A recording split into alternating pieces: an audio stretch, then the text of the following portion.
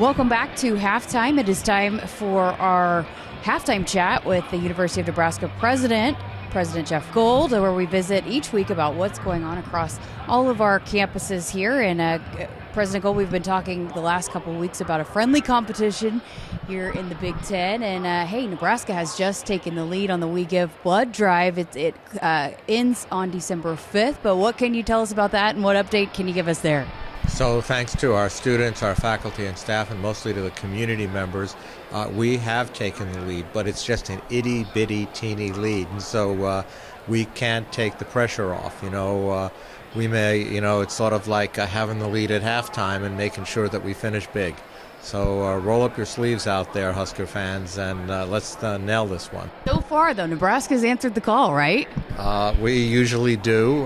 We certainly did last year, and it was great to put $1 million into student services here on the Lincoln campus, particularly now for a lot of different reasons.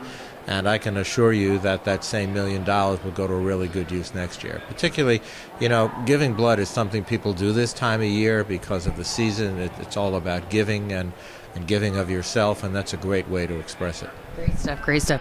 Well, Nebraska's workforce needs continue to evolve, and the university has long played a central role in preparing talent for the jobs of tomorrow. How is the University of Nebraska helping to meet the state's workforce challenges today and position Nebraska for long-term economic success?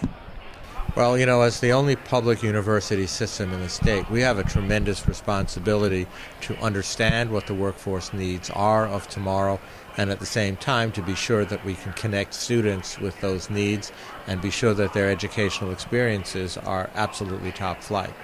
And so just to give you an example, we've started some of the very first undergraduate and graduate programs in artificial intelligence, in generative artificial intelligence. Now, that may not seem like it's something that people that have been in the workforce for 20 years are thinking about much.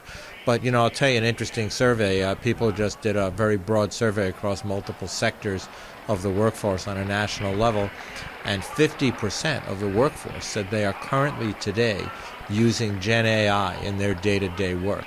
And 75% of them said they thought they would be by the end of the next year. So this is something that's clearly here to stay. And so, in getting back to the 50,000-foot level, we hand diplomas out on the undergraduate and graduate level to about 11,000 graduates a year.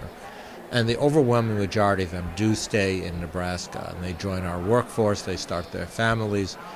Many of them hopefully attend athletic events and other things as well. So we have a tremendous responsibility, and I'll tell you, we do it so well. And we hear a lot about the partnerships between the university and industry. Can you talk more about collaborations with businesses, communities, and state leaders that are helping to grow Nebraska's economy and create new opportunities for students? Well, there are just so many really good examples of that, but I'll just give you one. All of our colleges of business have relationships with local, statewide, and national businesses, so they're constantly learning about specific needs that they have in workforce.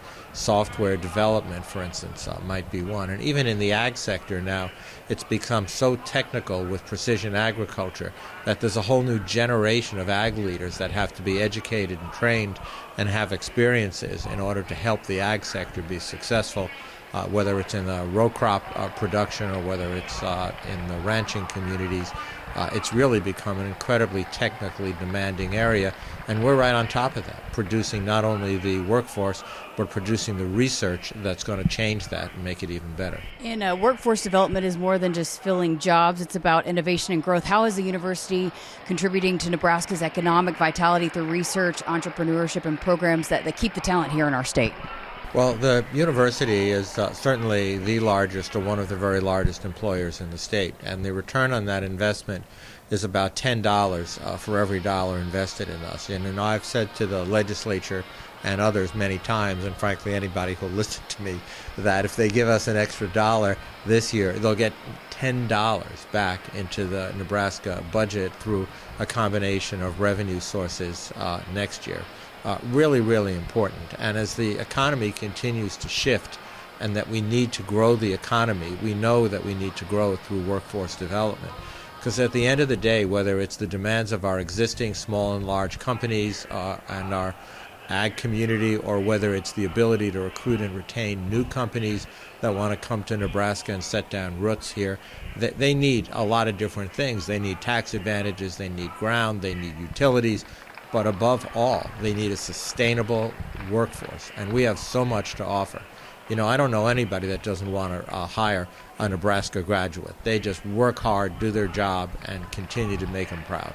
Well, before we wrap, last weekend was a really special weekend as we introduced new inductees into the Nebraska Hall of Fame, Athletics Hall of Fame. You were there, you were part of it. It was a really special group. They were pretty impressive hearing their stories and backgrounds and the contributions that they made here to Nebraska athletics. Well, exactly as you said, it was an exciting evening, and in many ways it was actually an emotional evening because I got to speak with many of the athletes themselves and their families and meet their kiddos, who some of them brought them with them. They certainly many times brought their teammates and their parents.